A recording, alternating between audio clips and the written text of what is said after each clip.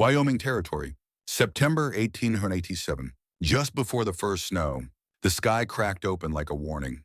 Lightning split the clouds above the Wind River Range, jagged and white-hot, followed by a roll of thunder that rattled the earth as if it had bones of its own. Zane Northwood gritted his teeth against the wind and pulled his oilskin duster tighter around his broad shoulders. Rain sheeted down in cold, slanting lashes, soaking him through despite the heavy coat. His gelding, a chestnut with more heart than sense, tossed its head and snorted, hooves slipping on the slick trail. He should have stayed at the cabin. The clouds had been brewing since dawn, dark and low, but the cattle had scattered in the night, spooked by something wild, and Zane couldn't leave them to fend for themselves. Not in this weather, or nafriforninatus serminum sur. Wolves roamed these ridges, and worse things, two-legged kinds who wouldn't blink at gutting a branded calf for meat. He was nearing the edge of a narrow draw, trees bent under the weight of the storm. When he heard it, a sound soft, ragged, barely audible beneath the wind and rain, but unmistakably human. A cry. He reined in hard. The gelding stumbled in the mud, nostrils flaring. Zane scanned the darkness, eyes narrowed against the sting of water. "Hello?" he shouted, his voice torn away by the storm. "Who's there?" The wind howled in answer. Then again the cry, closer now, trembling and raw.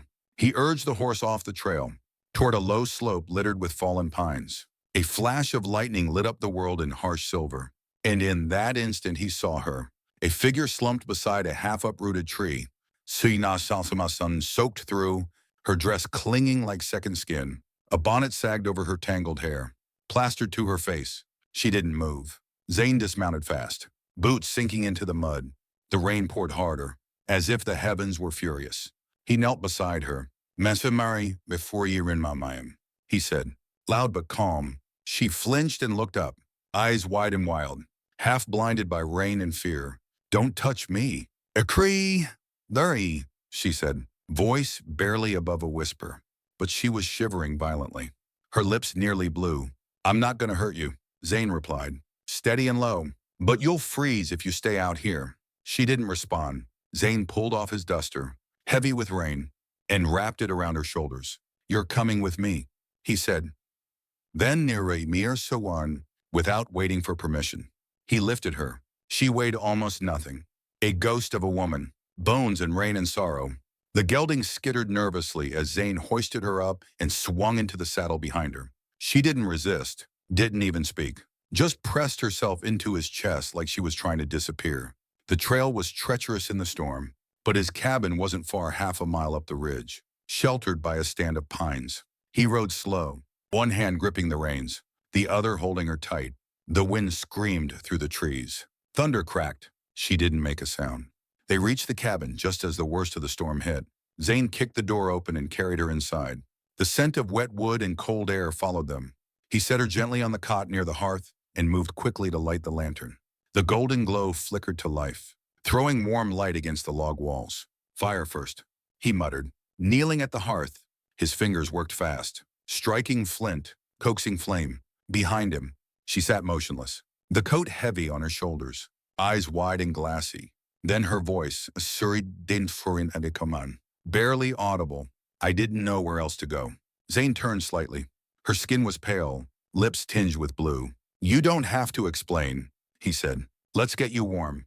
The fire caught, crackling to life, its light dancing across the walls. Zane stripped off his soaked shirt, steam rising from his skin, and retrieved a wool blanket from the cedar chest. He handed it to her. She hesitated for a breath, then wrapped it tightly around herself, still watching him like he might vanish or turn on her at any second. "I'm Zane Northwood," he said, pouring water from the kettle into a tin cup. "You got a name?" She stared at the fire, then nodded slowly. "Delia Monroe. Suakanabin. Where were you headed?" "Delia." "Nowhere," she said, her voice almost breaking. "I was running." Zane sat across from her, close enough to feel the warmth of the fire, but not so close she'd feel cornered. "From what?" She stared down into the cup he'd handed her. Her fingers were red and raw, nails chipped. "My husband died last winter," she said. Then the ranch hands left. "The bank came, said the land wasn't mine. I had nowhere left. So I walked. She swallowed hard, voice growing smaller. The storm caught me near the ridge. Zane studied her face. High cheekbones. Dirt smudged across her jaw. She was young, mid-20s. Maybe. But there were lines of grief around her mouth that didn't belong to someone that age. You said was. Woody, he said quietly. Means you're alone now. She nodded once. I have no one. Zane leaned back, heart tugging in a way he hadn't expected. You do now. One Hananon Tumum. Her eyes lifted. There was a flicker of something disbelief. Maybe. Why would you say that? He shrugged. Because I'm not the kind of man who leaves someone crying in the mud. Her lip trembled. I wasn't crying for help, she whispered. I was just crying. Zane didn't answer. He stood and moved to the stove, started heating a skillet. You hungry? She nodded, eyes still on the fire. He cooked beans and cornbread, simple food. Hot and filling. They ate in silence, the storm still howling outside like an angry ghost. Inside, it was warm now, still, but not quiet. The kind of stillness that holds breath. Afterward, Delia curled in his coat by the fire, hair drying in tangled waves. Zane fixed up a pallet across the room for himself. The cabin was small, one room, one door, one bed, but he kept his distance. Made it clear she was safe. He banked the fire. The rain softened outside. No longer hammering the roof, but tapping like fingers. Her voice came out of the darkness. Why are you up here alone? He answered without opening his eyes. Used to be a ranch foreman near Laramie. Lost my wife in childbirth. 3 winters back. Couldn't face the town after that. She was quiet. For so long he thought she drifted off. But then she whispered, so low he barely caught it. Thank you for stopping. He opened his eyes, watching shadows dance across the ceiling. I heard you cry, he said. That's all. But it wasn't all, not even close. He hadn't felt anything in years. Not since he'd buried his wife under frozen ground and walked away from everything they'd built. And Delia, she hadn't trusted anyone in longer. Outside, the thunder faded into distant murmurs. The storm was passing. But inside the cabin, something new was beginning. Quiet, unspoken, and warm. By morning, the land would be pale with frost. The world hushed and waiting. But tonight, they were no longer alone. Morning broke soft and gray, the storm having spent itself against the earth. Mist clung low across the ridge, veiling the pine in pale silver. And the ground was slick with last night's memory, mud thick and dark. Grass flattened under the weight of wind. Zane stepped outside before first light, breath pluming in the cold as he carried a bundle of logs from the lean-to. He moved quiet, not from fear of waking her, but from habit. Some silences were sacred. Inside, the cabin smelled of damp wool and faint wood smoke. When he returned, arms full, he found Delia awake barefoot near the hearth, her hands tending the rekindled flame. Her hair was dry now, and though still wild, twisted loosely into a half braid already falling apart. She looked over her shoulder as he stepped in. You didn't have to start the fire, he said, setting the logs beside the hearth. I know, she replied, her voice clearer than the night before. But I used your blanket. Seemed fair. Zane nodded. Wiping rain off his collar, he poured water into the basin and scrubbed his hands. She moved with quiet purpose, pulling a skillet from the hook and laying strips of bacon across it like she'd always belonged in that kitchen. You always settle debts that fast, he asked. I try, she said, flipping the meat with a practiced hand. But I've got more owing than I can ever pay off. He leaned against the doorway, arms crossed loosely. There was a steadiness in her now, fragile but unmistakable. Like the first shoot of green after a fire. She didn't ask what he was thinking, and he liked that. You planning to keep running? He asked. Delia hesitated, then scraped the bacon onto 2 tin plates. There's nowhere left to run. He took a plate and sat by the small window. The fog still hung thick, but beyond it, he could see the outline of hills, his land stretching out in soft folds. Quiet and waiting, that's not the same as wanting to stay, he said. She sat opposite him, legs tucked under her, hands still pink from the cold. I don't know what I want, she admitted. I only know what I don't. Zane nodded. Sometimes that's a start. They ate in near silence. The food was simple bacon and hard bread, but it tasted warm. And they were no longer 2 strangers split by the storm. Delia's eyes drifted toward the saddlebags she'd placed by the door the night before. It was battered, sagging under weight, the seams worn thin. "What's in it?" Zane asked between bites. "Ledger books," she said. "My husband kept records. Thought if everything was neat on paper, the world would follow. Dariwana whenever you went sorrow. Did it? There wanting no one. Did it?" Her jaw tightened. "No, no, no." He picked up his tin cup, sipping the last of his coffee, slow. "You keep them because they matter, or because you don't know what else to do with them." Delia traced the rim of her plate. Somebody should remember he tried. Zane didn't press her. He didn't have to. She'd already said more than most would. After they cleared the dishes, Delia stepped out onto the porch, arms folded across her chest. The mist had begun to lift, revealing the faint outline of grassland and the dark fingers of forest at the edge of the ridge.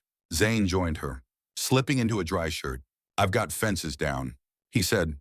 "Cattle scattered. I can help." He turned to her. "You sure? There is no one." She looked back. "Steady?" I know how. When the hands left, it was just me. I did what I had to." He nodded. "You ride. Not pretty," she said, "but I stay on." They saddled up Zane on his gelding, and Delia on a smaller roan he kept for supply runs. She mounted without asking for help, hitching her skirt high enough to keep her boots clear of the stirrups. They rode out side by side through hills softened by storm. The air smelled of wet pine and thawed earth. Zane pointed out where a rail had broken near the creek bed.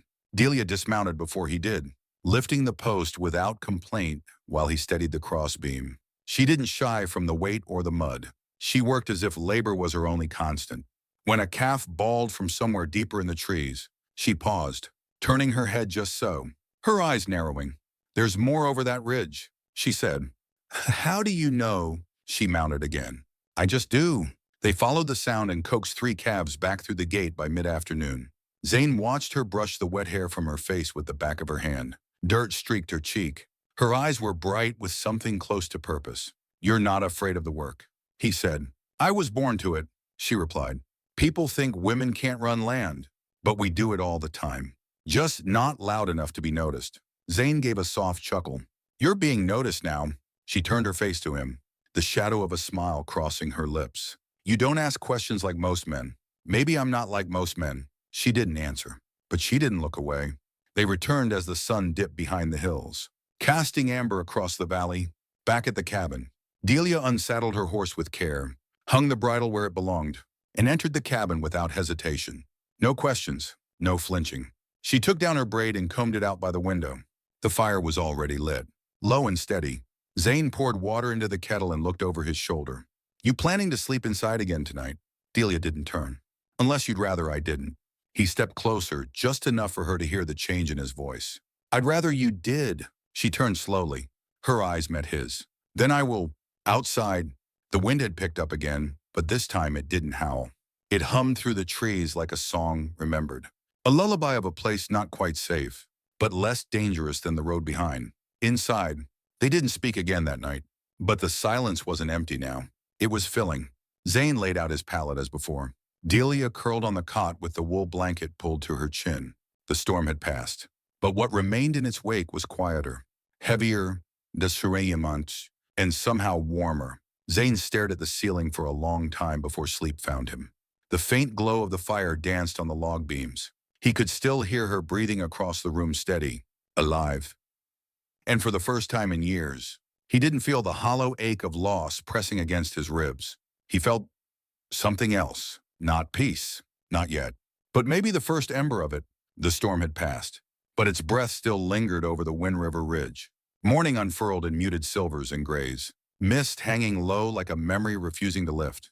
Zane Northwood rose early, his boots quiet on the cabin floor as he stepped into the dawn. Frost traced lace-like fingers along the window panes, catching the pale light and scattering it in delicate shards across the walls. The world was still, as if the land itself held its breath in the storm's wake. Inside, Delia Monroe stood near the stove, barefoot, her skirt hem brushing the rough wooden planks. A friend under shelter, her hair, now dry, had been tucked behind her ears in the hasty manner of someone used to doing everything alone. The fire had been stirred to life before he even rose, and bacon hissed in the skillet like it had always belonged there. Zane returned from stacking firewood outside, a stack of fresh-cut logs under one arm. His shirt clung to him from the cold mist, but he was warmer than he had been in days. Warmer than Nessaranonmajum, he thought, because she was here. You didn't have to do that, he said as he set the logs down beside the hearth. I know. I see you, she replied, her voice quiet. But I used your blanket. Figured I ought to repay something. He washed his hands at the basin, eyes on her back. The air was heavy with something unspoken, like the weight that comes before a question no one wants to ask. You always settle debts that quick. I try, she said, flipping the bacon with careful hands. But truth be told, I've got more owing than I can count. Her movements were efficient. Learned she'd cooked before for family, for hands on a ranch, perhaps for someone she used to love. There was care in the way she managed the skillet, and also distance. Her shoulders were tight, her stance guarded. You planning to keep running? He asked after a pause. She turned, scraping bacon onto 2 tin plates. There's nowhere left to run. He took the plate and settled on the bench near the window, watching the mist shift over the trees like it was looking for a place to rest. That's not the same thing as wanting to stay, he said. She lowered herself across from him, her hands roughened by travel. Red at the knuckles. I don't know what I want, she said. I only know what I don't. I don't want to wake up cold and alone under a tree. I don't want to be forgotten, like I never mattered. Zane nodded slowly. Sometimes knowing what you don't want is a good place to start. They ate in quiet. The fire popped softly, and outside, Fonana de Warrington, a few drops of melted frost ticked down from the eaves. Her eyes shifted toward a worn saddlebag leaning near the door, leather cracked and sagging, seams ready to give. He caught the glance. What's in it? He asked gently. Her fingers tensed around her fork. Ledger books. My husband kept them. He was a man of numbers. Thought order and planning would shield us from the rest of the world. Did it? She let out a breath. No. Zane drank his coffee slow. You keep them because they matter, or because you don't know what else to do with them. She didn't answer right away. Her voice came out softer this time. Because somebody should remember he tried. He let that settle. Then keep them. A man doesn't always get remembered for the right things, but trying ought to count for something. After breakfast, she stepped out onto the porch, arms wrapped around her middle, her breath a visible ghost in the chill air. Zane joined her, pulling on a dry shirt, the damp mist curling against his chest. I've got some fences down, he said, nodding to the eastern ridge. Cattle got scattered in the storm. I can help. You sure? I know how, she said. When the ranch hands left, it was just me. I did everything short of pulling a plow myself. You were right, Enamern. Not pretty, but I stay on. They saddled 2 horses, his gray gelding and a smaller chestnut roan. She mounted without asking for help, hitching her skirt above her boots and gripping the reins like someone who didn't have the luxury of daintiness. The trail was still slick in places, frost kissing the edges of shaded gullies. Birds had returned to the treetops, their songs timid but present. The air smelled of pine and wet soil and something new hope. Maybe. They rode through the low hills, the silence between them filled not with awkwardness, but with understanding. Zane pointed to a broken rail near the creek. Delia dismounted first, lifting the post with both hands while he steadied the beam. Her boots sank into the muck, but she didn't curse or complain. Her breath was hard, steady. When a calf bawled from beyond the pines, she didn't wait. She turned toward the sound and started walking. You're not afraid of work, Zane said when she returned, the calf trotting behind her like a scolded child. I was born to it, she answered. But most folks don't see that in a woman. They think land's too heavy for our hands. It's not, he said. You're proving that now. She looked at him for a long second. There was no blush, no coy smile, just acknowledgement. Like maybe, for the first time, someone saw her not for what she'd lost, but for what she was. You don't talk like other men, she said. You don't pry. Maybe I'm not like other men. She didn't answer, but she didn't look away either. They rode back slow, the sun dipping behind the ridge and casting the land in amber hues. Shadows stretched long over the prairie grass. The cabin came into view, smoke curling from its chimney like a thread tying them both to something new. Delia unsaddled her horse with the ease of someone who'd done it 1,000 times, then hung the bridle carefully. Inside, she stood by the window, combing out her braid. Her back was to him, the firelight tracing soft edges along her frame. Zane poured water into the kettle. You planning to sleep inside again? She turned just slightly. Unless you'd rather I didn't. I'd rather you did. She turned fully then, their eyes meeting. Then I will wait her a The wind outside had picked up again, but it no longer sounded angry. It murmured through the trees like a lullaby passed down from the land itself. Inside, the cabin held warmth not just from the fire, but from something wordless growing between them. That night, he lay across the room from her, arms folded beneath his head. The fire flickered low. She wrapped herself in the wool blanket he'd given her, one hand tucked beneath her cheek. "Why are you up here alone?" she asked into the dark. He answered without opening his eyes. "Used to be a foreman, near Laramie. My wife died in childbirth. That was 3 winters ago. Couldn't stand the house or the memories. Came here to lose the noise." She was quiet for a long while. He thought she might have fallen asleep. "I'm sorry," she whispered finally.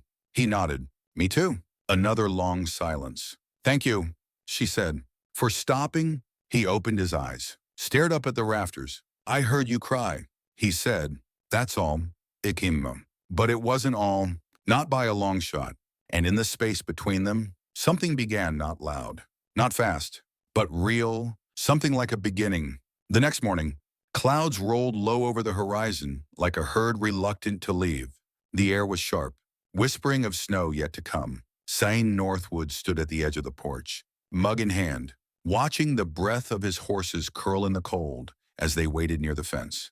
Behind him, the cabin stirred with quiet life. Inside, Delia moved through the small space with a steadiness that felt older than her years. She'd swept the hearth and folded the blanket on the cot.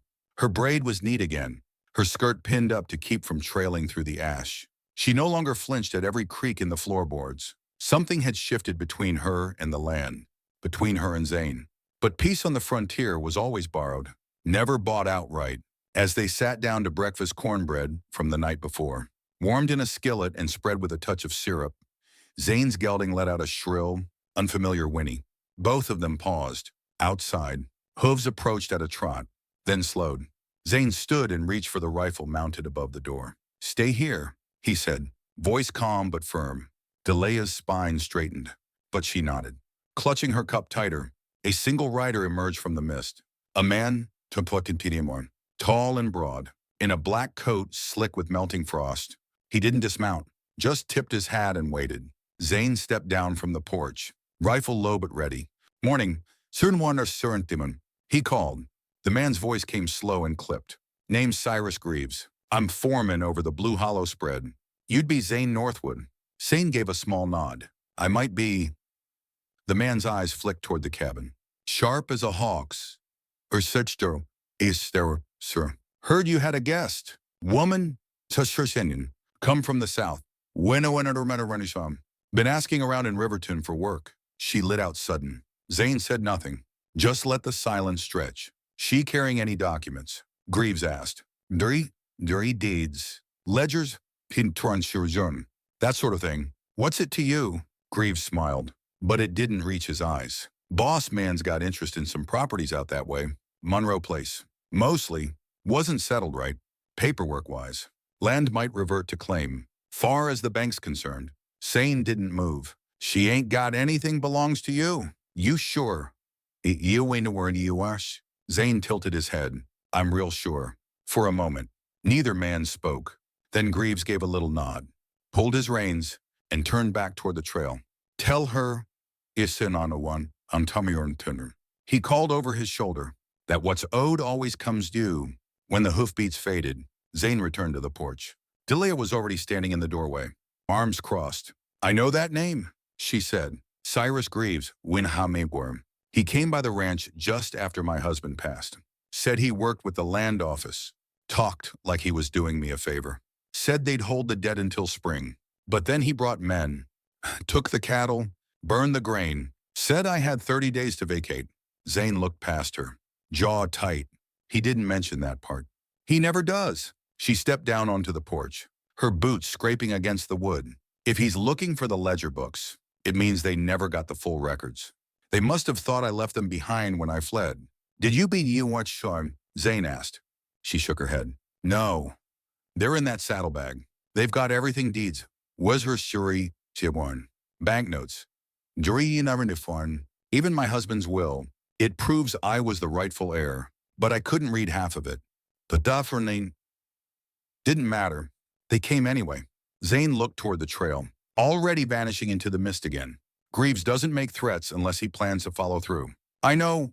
Then we'll be ready. That afternoon, they moved the ledger books to a trunk under the floorboards. Zane reinforced the back latch on the cabin and added a second bolt to the barn door. Delia helped without needing to be asked. When he handed her a hammer, she swung it true. When she nailed the shutters closed, she didn't ask if it was necessary. She already knew it was. By nightfall, the air had grown heavier. The wind picked up just before dusk and carried with it a scent of smoke not from their chimney, but faint and sour, like grass torched from the edge of the forest. Zane stood out near the corral, watching the tree line with his hands clenched. Delia joined him. They'll come back, she said. Greaves and whoever he rides with. He didn't come alone just to sniff around. No demorso nanas, Zane said. He came to measure the distance between us and the law, and he found it's about a half-day's ride. Then what do we do? He looked at her, and something like a plan began to settle in the lines of his face. We make it official, he said. At Ferredmon, what sonini, Navernam. He turned to her fully now. If we're going to protect what you carry those ledgers, your name, then you need someone to stand between you and a claim jumper, like Greaves. A witness, a co-signer, a husband. Her eyes widened, but she didn't flinch. That what this is? She asked. A business deal? No, he said simply. But if it keeps them from tearing down your life for a second time, then I'll do it. You don't owe me anything. Delia was quiet for a long while, the wind tugging at her braid. When I buried my husband, she said slowly, I didn't mourn like I thought I should, but I did mourn what he might have been. If life had been kinder, if he'd seen me not as property but as partner. Zane said nothing. He just waited. I'm not afraid of standing beside someone, she went on. But I won't be owned. Good evening, Imam, he replied. Because I don't need a wife to cook or keep house. I need someone who'll watch my back when things turn cold. Someone who knows what a ranch needs to survive. And if Greaves doesn't back down, then he'll find out what it means to test someone who's got nothing left to lose. They stood in silence, the fire inside the cabin flickering behind them. Finally, she spoke. All right, she said. Then we do it. But it's not for the bank. It's for us. And no preacher either. Just a fire, a name on them, Surinacranan, and a promise. Zane nodded once, slow and sure. Then come morning, he said, we'll ride to Weller, many Nakamin Wesinum, file the paperwork ourselves. And tonight, he looked at her, that same storm-wrought steadiness behind his eyes. Tonight, when he said, we rest, because tomorrow we fight back. They returned to the cabin, locking the door behind them. She added pine logs to the fire. He retrieved a tin of coffee and poured 2 cups. They sat across from each other as the wind howled through the pines, louder now, as if it too sensed what was coming. And somewhere in that sound, a warning or a lullaby, they found themselves anchored, side by side. Not yet lovers, not yet lawbound, but something stronger than either. 2 souls who had survived storms now bracing. Together,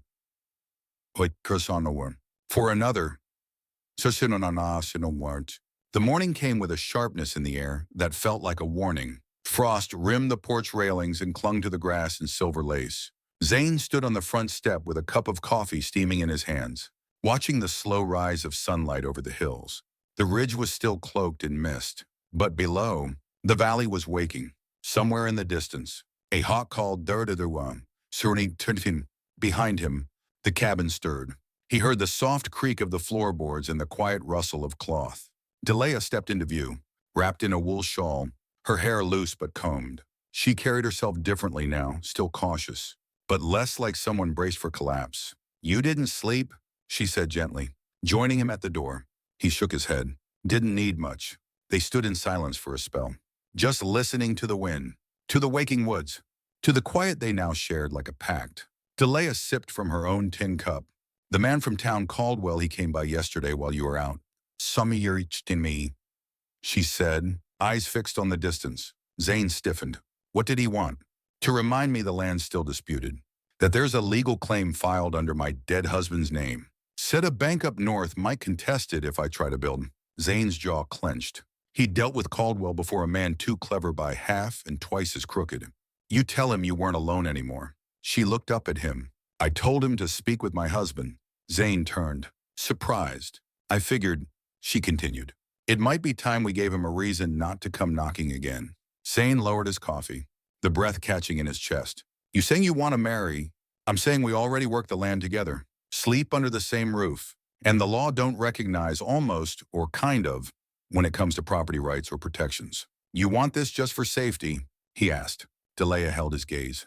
I want safety, but I also want you, and I'd rather make a promise I can keep than wait on the world to offer mercy. He nodded slowly. We do it quiet. No preacher, just the land and our own word. That's all I trust anyway. By noon, they rode into Weller, an old town with creaky floorboards, wide porches, and windows clouded by years of dust and judgment. Folks watched them as they passed, not with scorn exactly, but with the weight of curiosity sharpened by gossip. The courthouse was a squat building of red brick and peeling paint. Inside, the clerk blinked up from his paperwork like he hadn't seen daylight in a year. Nam wanted to wish Sane, he asked. Sane Northwood. Sane said. And you, one could have you, Marin de Firm. Ma'am. Delia Monroe. One eterneconon. The clerk scratched the names into a ledger. You understand this constitutes a binding legal marriage under territorial law. They nodded. Then sign here. You and say you want this one. Here he said, sliding the document forward. Zane signed first, his pen strokes slow and sure. Delia took the pen and followed, her hand shaking just once before steadying. When it was done, the clerk tore off a copy and stamped it with a dull thud. That's it, he said. You're wed. Pina. It felt anticlimactic, but Zane looked at Delia and saw something steady settle in her shoulders. It wasn't about ceremony. It was about standing. They left town without much fuss, though a few townsfolk offered nods. Caldwell, leaning against the doorframe of the general store, watched them ride past with a sour twist to his lips. Zane met his gaze, unflinching, back at the cabin. The air seemed clearer, like the land itself had taken a deep breath. Delia stepped inside and untied her bonnet, setting it on the table. Well, she said, now we've got a piece of paper that says we're doing what we've already been doing. Zane hung his hat and turned to her. We could make more of it. If you wanted Rishurkan Surni, she hesitated, then smiled just a flicker. But real, I want to make a life. Not just a legal defense. They ate cornbread and stew that night, their chairs drawn close by the fire. He poured her a second cup of coffee, and she took it with both hands, as if warming them on more than just the tin. Later, later, Zane walked to the fence line. The sun was low, bleeding gold across the prairie. He saw hoof prints, old ones, mostly, and followed them to where the ridge sloped toward the creek. It was there he saw them, 3 riders, pausing at the tree line, watching. One lifted a hand in mock greeting. Zane didn't wave back. When he returned to the cabin, Delia was setting the kettle on. You look like you saw a ghost. Not a ghost, just someone hoping we're not the kind to fight. She poured hot water into the basin. Are we? Zane looked out the window, then back at her. I think we are. The next morning, they reinforced the barn door and added a latch to the back window. Delia worked with quiet precision, cutting planks while Zane secured them in place. He watched her hands, calloused now, confident. You sure you're up for this? He asked. I've survived worse than troublemakers with paper deeds, she said. That afternoon, she found an old cedar chest tucked beneath the bed, her husband's ledgers, bound in leather and dust. She carried them to the table, opened the topmost one, and began flipping through. Numbers, crop yields, patin, livestock lists, she murmured. He wrote everything down. Like the land needed a biography. Zane stood over her shoulder. Sometimes folks think order'll protect them. Didn't protect us, she said, closing the book. Still might. You think Caldwell's bluffing? I think he's betting I don't have someone to stand behind me. But now I do. He looked down at her hand resting on the ledger. No lawman will undo what we built with sweat and soil. That night, as they shared a blanket near the fire, Delia spoke softly. I don't want to be seen as someone who needed saving. Zane pulled the blanket higher over her shoulders. You aren't. You're someone who stood back up. That's harder than most men ever manage. She smiled into the firelight. Good me. Because I don't plan to fall again.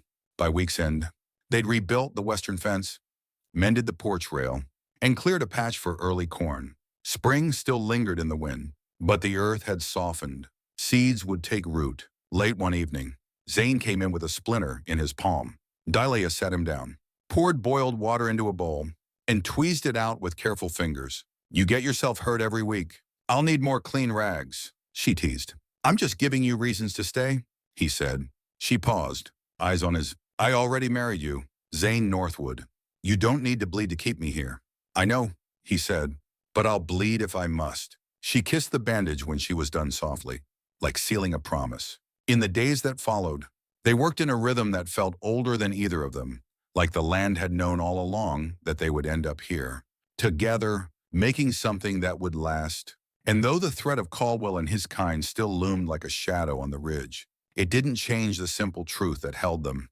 And they had claimed their ground, together, and they weren't giving it up. The morning began too still. No birdsong, no wind through the pines, just the uneasy hush that settles before trouble breaks. Zane rose early, boots already laced by the time Delia stirred from the cot. She looked at him with narrowed eyes, brushing loose strands of hair from her cheek. You feel it too, she asked, voice quiet. He nodded. Tom. Something's coming. Might not be today, but it's near. Certain Perkum. They ate in silence, each bite of cornbread heavy with thought. Afterward, Delia packed cold beans and bread into a cloth sack, handing it to Zane as he saddled up. I'll ride the fence line, he said, tightening the cinch on his gelding. Check the ridge, then circle down near the gulch. Delia stepped closer. Don't go alone. Zane studied her. The way she stood with her weight shifted slightly forward, as if ready to follow whether he let her or not. You worried I won't come back? I'm worried they'll think you're easier to scare when you're by yourself. Zane gave her a lopsided smile. Then let him try. He left with a rifle tied to his saddle and an old revolver on his hip. As soon as he disappeared into the trees, Delia went to the barn. She poured oats into the trough and checked the latch twice. Her fingers trembled only once when she thought she saw movement at the edge of the trees. A flash of gray. Maybe a coat, maybe nothing. She went back inside and bolted the door. At midday, Zane reached the southern boundary of the ridge and found the first sign. A gate trampled under boot. The hinges twisted clean off. Tracks 3 sets. Maybe 4 led off toward the creek. Fresh Sharidi Worcestern, reckless. He followed them to the stand of cottonwoods just beyond the bend. The smoke hit him first sharp, acrid, someone eatered. Wrong. Then he saw the flame. It licked up the dry grass near the fence post. Hungry and fast, carried by wind that hadn't been there a moment ago, he kicked his gelding hard, racing downhill toward the edge of the blaze. The barn was still half a mile off, but the wind was changing fast. Zane didn't hesitate. He leapt off the horse, grabbed his blanket, and soaked it in creek water. Then he beat back at the fire, coughing, sweat rolling down his spine.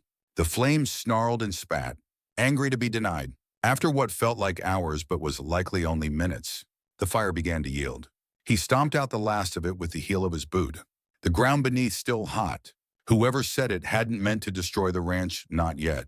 It was a warning, and warnings only came before worse things. Back at the cabin, Delia was stacking kindling when she saw him ride up. His shirt was scorched at the hem. Soot streaked across his arms. You're hurt, she said, rushing forward. Not bad. Peenum.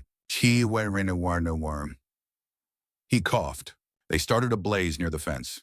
Didn't spread far. She helped him down and inside, guiding him to the basin. As she wiped the soot from his skin, her jaw tightened. This won't stop. Not with paperwork. Not even with your name on the deed. Zane sat on the edge of the cot, his voice gravel rough. You're right. She folded the cloth and met his gaze. Then we stopped running. They spent the next hours making ready not just for defense, but for declaration. Zane dug the double-barreled shotgun out from beneath the floorboards and cleaned it until the barrels gleamed.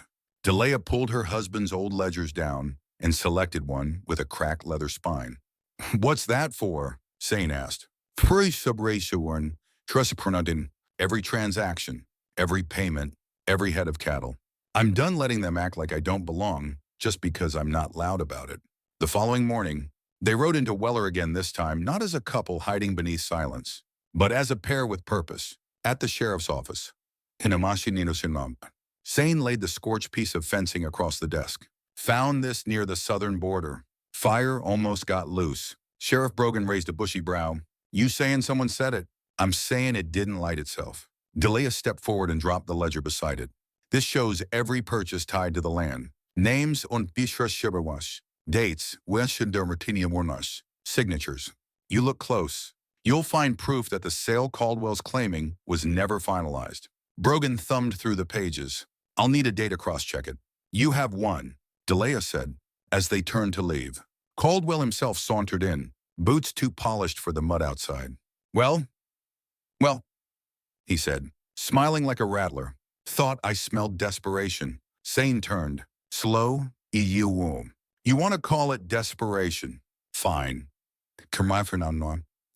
I call it standing. Caldwell chuckled. That little cabin won't stand long if fire comes again. Delia stepped between them. You come near it again, and the law won't reach you fast enough. Caldwell's smile didn't fade, but his eyes flickered. Just for a second, back at the ranch, they reinforced the windows and stockpiled water in barrels. Zane set traps along the western ridge. Delia sharpened a hatchet she hadn't touched in years. They took turns sleeping, one always near the fire with a rifle across their knees. 3 days passed. No riders, no smoke, no threats. Then Wani on a windswept. Just before dawn on the fourth morning, Zane heard the faint clatter of hooves. He eased open the front door. Shadows moved near the barn. One man, peeing. No, two. Zane raised the rifle. You've got one chance to ride away. A voice answered from the dark. You gonna shoot a man over cattle and dust. If you're smart, you'll assume I will. Silence. Then the riders turned, and the night swallowed them. Delia stood behind him, breath steady. They'll come back. Maybe, but we won't be here alone next time. The next day, Sheriff Brogan arrived on horseback with papers in hand. Ledger checked out. Caldwell's case don't hold water. This land's yours, legally and right. Delia took the paper, fingers trembling slightly. You sure? As sure as ink and law can be, he said. Doesn't mean Caldwell will give up. But now you've got something heavier than bullets' truth. Zane nodded. Appreciate it. Sheriff. That night, they sat on the porch, watching the horizon. The sky was streaked in rust and lavender. Cicadas buzzed in the brush. Delia rested her head on Zane's shoulder. I never wanted to be part of a fight. You didn't start it, but I'll finish it if I have to. Zane placed his hand over hers. You already did. They sat until the stars took over the sky and the world cooled again.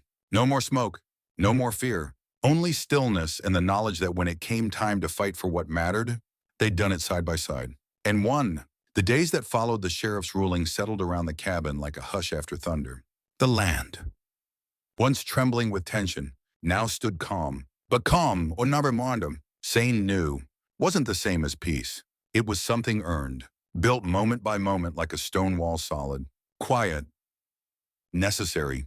Morning sun pooled over the prairie as Delia knelt in the field, her hands dark with earth. She was planting again, not out of duty, but hope. Rows of sprouting beans and corn now ran neat as fence slats. When Zane looked at her from across the field, he saw more than a widow surviving. He saw a woman claiming her place. He approached, wiping sweat from his brow. You're working the land like it owes you something, he said with a smile. Delia glanced up, brushing dirt from her cheek. I think it does to rewit Kidirich after everything it's taken.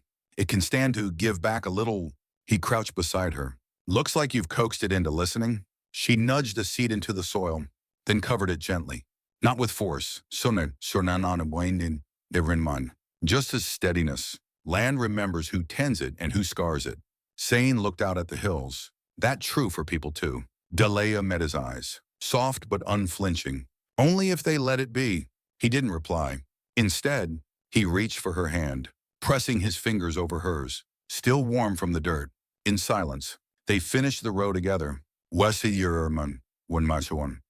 By midweek, the cabin had changed too. What once felt temporary now grew more lived in. Zane had carved shelves for Delia's kitchen goods. She'd sewn new curtains for the lone window above the wash basin. A quilt, stitched from old shirts and blankets, now lay folded at the foot of their shared bed. On a cool afternoon, Delia found Zane mending an old rocking chair on the porch. That yours? She asked, arms crossed. Non fortunatima. Was your husband's voice? Quakrishery titty. I reckon, dar. Found it behind the barn. Busted. I didn't know he kept it. He probably meant to fix it. Just never got around to it. She sat on the porch rail, watching him work. That chair he bought it before we were married. Said it was for sitting and watching the sunset. But he never sat still long enough to use it. Sane looked up from his whittling. You gonna use it? I might. If it holds one for us our enormous shivers farm. He gave her a half smile. Then I'll make sure it does. The wind picked up, brushing her hair across her cheek. She tucked it back behind her ear and studied him. Do you ever think about before? Before all this? Sane nodded slowly. Every day. Not to dwell on it. Just to make peace with it. I'm not sure I've made peace yet, she admitted. Some days, I think I buried part of myself with him, not because I loved him deeply, but because I thought that part of me couldn't belong anywhere else. Sane set down the carving knife. That part of you, that tenderness, that grit, it belongs wherever you decide it does. Doesn't have to stay buried. She looked at him, tears catching light in her eyes. You say that like you believe it. I do. That evening, she rocked in the chair for the first time, slow and deliberate, wrapped in a shawl as dusk swallowed the prairie. Zane sat beside her, legs stretched out, watching the stars flicker one by one. You ever miss the trail? She asked. He nodded. Some nights, there's a quiet out there that can make a man forget what he's carrying. But it's not real peace. Not like here. She rocked slowly. I miss the silence too. But I don't miss the loneliness. He reached for her hand. You're not alone anymore. She squeezed back. Neither are you. So serene to win no one. Mean. A week later, a letter arrived by courier brought by young Tommy Harlan, son of the postmaster, riding up fast with dust on his sleeves and a grin too wide for his face. Got a message for you. Mr. Northwood. Zane took the sealed envelope and flipped it in his hands. The handwriting was tidy and familiar. It was from Georgia, his sister Clara. He hadn't heard from her in nearly 4 years. He opened it slowly and read in silence. Delia stood nearby, drying her hands on her apron. Bad news, she asked. He shook his head. She's alive, married. 2 boys. Says if I ever stop drifting, she'd like me to write back. Delia smiled softly. Guess she didn't know you stopped drifting weeks ago. Zane folded the letter carefully. Maybe it's time I told her. That night, Zane took to writing pens slow but steady. Delia sat across from him at the table, working on her ledgers. In the lamp glow, is sort of pari to reurni to desroman. They looked like an old couple from some painting domestic, unhurried, intimate in their silence. He finished the letter and set it aside. Watching her, you ever think about starting over entirely? He asked. She looked up. This ain't starting over. I mean more than that, naming the land ourselves, planting things that weren't here before, raising more than just crops. Her gaze didn't waver. You mean children? He nodded. Delia's breath caught slightly, but her voice stayed steady. I never thought I'd have the chance.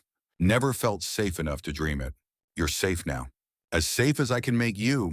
She placed her pen down, walked to his side, and rested her palm on his shoulder. Then yes, I've thought about it. He turned and kissed her hand, gently, as if promising something sacred. So, the next day, they rode the property line together, measuring land for future pasture. Delia rode side saddle on Zane's old roan mare, the wind teasing strands of her hair loose from her braid. They stopped near the southern ridge, overlooking the gulch. One on the This spot here, Zane said, pointing to a patch of flat land, would hold a new barn easy, and the hill to the west good for grazing. Wild grass runs deep there, Delia added. Zane looked around, then back at her.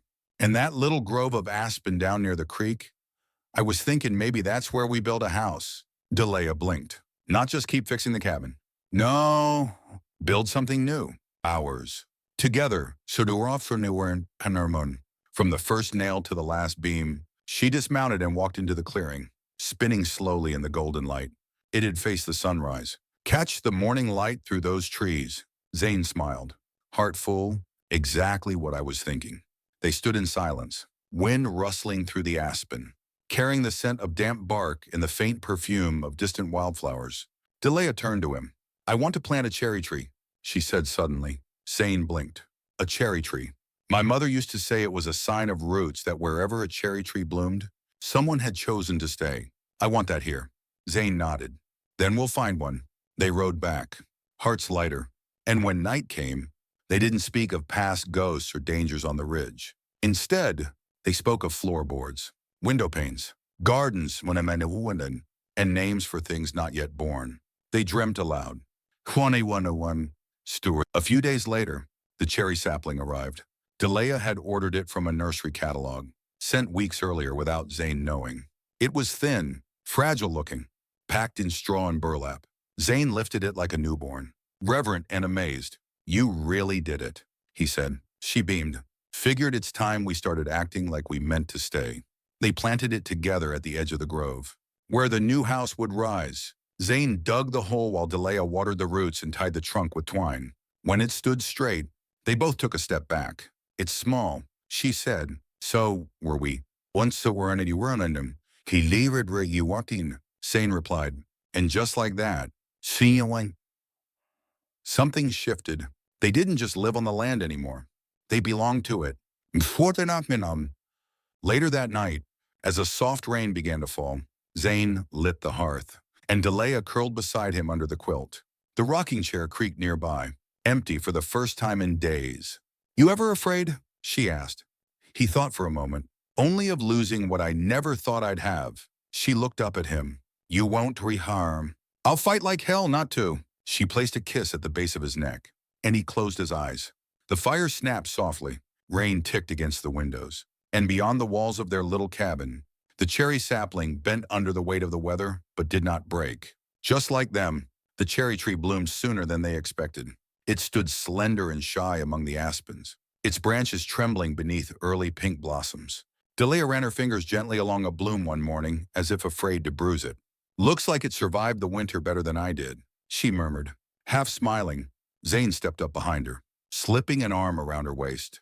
You both bloomed just fine. Far as I can see, spring had rolled in slow but sure. The snows were gone, replaced by muddy fields and new grass. Birds returned, their calls echoing across the ridge like long-lost friends. The land, once scarred and cautious, had begun to heal because they had, inside the cabin, the walls bore marks of a lived-in home. Dried herbs hung from the rafters. A braided rug now sat beside the stove. In the corner, the cradle Zane had built stood ready, smooth with linseed oil and lined with hand-sewn quilts. Delia was near her 3rd month now, still early, but enough to make her cautious, careful with each step. Still, there was a glow to her that no ache or queasiness could dim. Zane noticed it each time she smiled in her sleep. You reckon he'll have your eyes? She asked one afternoon. Cradling a mug of tea by the fire, Zane smirked. When he was, sir, I just got a feeling. Well, you're in Zane said, rubbing the back of his neck. If he gets my eyes, let's hope he don't get my temper too. Delia laughed softly. I can handle both. Outside, the sky had started to turn. A line of dark clouds rose like a wall across the plains. The air grew thick, and the birds fell silent. Zane stepped onto the porch. Gaze narrowed. Storm coming, he muttered. Delia joined him, rubbing her arms. You think it'll pass fast? Don't know. Feels heavier than most. By nightfall, the wind screamed down from the ridgeline, bending the trees and rattling the shutters. Rain slapped the windows in sheets. The cabin creaked, old wood groaning under the weight of wind and memory. Inside, the fire held steady, but the storm pressed in like a living thing. And then, around midnight, the knock came, a single rap hard, deliberate. Zane froze, one hand on the rifle by the door. Delia stepped behind him, eyes wide. Don't open it, she whispered. Another knock louder. Zane opened the door slowly. There he wanted to for him. Soaked and mud-splattered, stood a man they hadn't seen since the sheriff's rule in Caldwell. His hat was gone. His coat clung to his frame like a second skin, but his eyes still held that same glint greed wrapped in charm. Danger veiled in smiles. Evening, Bury, he said, voice slick. Hell of a night. Zane kept the door half blocked. You lost. Caldwell chuckled. Not exactly. I came for a talk. You and we never really finished what we started. Zane's voice dropped low. You come with fire again. Caldwell, not this time. Caldwell shifted his weight, just words, and a proposition. Zane didn't answer. Behind him, Delea's hand pressed lightly against his back. May I come in? Caldwell asked, glancing toward the storm behind him. You got my word. I'm unarmed. Zane hesitated, then stepped aside. Caldwell entered. Shaking off the rain, he glanced around the cabin, eyes resting a moment too long on Delea before turning to the fire. Cozy, he said, warmer than it looks from the outside. Zane stayed by the door, rifle still in hand. Say what you came to say. Caldwell warmed his palms near the fire. Fine. Simple. Oh. Really, I've come to offer a trade. We're not selling. I didn't say I wanted to buy. Zane narrowed his eyes. Then what? Caldwell turned, eyes sharp now. I'll leave. I'll pull out my claims. My men. My interest in every hill and hollow within 10 miles of here. No more fires. No more threats. No more trouble. In exchange for what? Dalea asked, voice calm but cold. Caldwell looked at her. In exchange for your name. Zane stepped forward, fists clenched. You want to repeat that? Caldwell didn't flinch. You got papers, deeds, then one, ledgers. But folks around here still listen to old money. Old blood. My family's name carries weight. Yours don't yet. You take my name, marry into my line, I give you peace. Zane's voice turned to stone. You're out of your damn mind. Caldwell shrugged. I tried to buy the land. Now I'm offering something cleaner. Legal. Permanent. To money monster in the warnum. You're a fine woman. Mrs. Evans. Smart. Strong. You deserve better than this shack and a man with a record longer than a cattle trail. Delea stepped forward. You ever call me Mrs. Evans again, and I'll show you what strength looks like. Zane raised the rifle. Get out. Caldwell held up his hands. Don't need to be hostile. You've threatened us, torched my land, and insulted my wife, Zane said, voice low. And now you come here, on the edge of birth and bloom, with filth in your mouth. I ought to shoot you for what you already done. Caldwell's eyes flashed, then dimmed. You'll regret this, he hissed. Zane stepped forward, the rifle steady, not likely. Caldwell backed toward the door. Storm won't protect you forever. No, Dalea said behind Zane. But love will. Caldwell left without another word. The door slammed shut behind him. Summer. The rain thundered long into the morning. Zane didn't sleep. He stood by the window, watching the storm retreat and the sky grow pale. Delea slept on the cot, one hand curled over her belly, her breath soft. When morning came, the sky was clear and bruised. Birds sang cautiously. Zane walked outside. The cherry tree stood. Some blossoms had fallen, torn loose by the wind, but the roots held. The trunk was firm, and new buds peeked out where petals had flown. He walked back inside and knelt beside the cot. Delea stirred. He's gone. Gone. She exhaled. It's over. Zane nodded. And we're still standing. 40 years or no. The next few weeks passed without trouble. Caldwell left Weller altogether.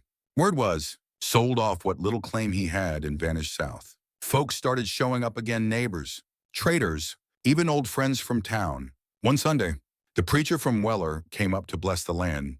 I never seen a cherry tree bloom like that this far west, he said, staring up at the blossoms. Means it's good ground, Delea replied, hand resting on her belly. It remembers Swan on mated in the Derwan. In early May, Zane and Delea stood before the first frame of their new home. Wooden beams stretched upward, rough-hewn but solid. The floor had been laid, the porch measured and staked. Delea leaned against the post, smiling. I think I can see the kitchen already. Zane chuckled. All I see is splinters. You lack imagination. He turned toward her. I see you. That's enough. Later that night, as they sat by the fire inside the cabin, Zane placed his hand over her stomach. She covered his fingers with hers. I want to name her if it's a girl. Already pick one. She nodded. Hope. He nodded slowly. And if it's a boy? Delea smiled. We'll name him after the storm. Zane raised a brow. Storm. She shook her head. Not the storm itself, what comes after. Zane leaned in, resting his forehead against hers. Stillness. No. She whispered. Bloom. It couldn't want to. Metsirum. Months later, the house was built. The cherry tree stood taller, blossoms gone but leaves rich and wide. And in the shade of that tree, Delia held their newborn daughter for the first time, eyes bright, skin soft, a small bloom in her own right. Sane knelt beside them, one arm around Delia, the other supporting his daughter's head. She's so small, he whispered. She'll grow. They named her Hope Bloom Northwood, wrapped her in a quilt made from the shirts of the life they left behind, and carried her inside their new home. No more running, no more fear, only earth and roots sobre winter on honest and love. And the memory of a storm that once howled so loud it nearly swept them both away, until a cry in the dark led to warmth neither had ever known.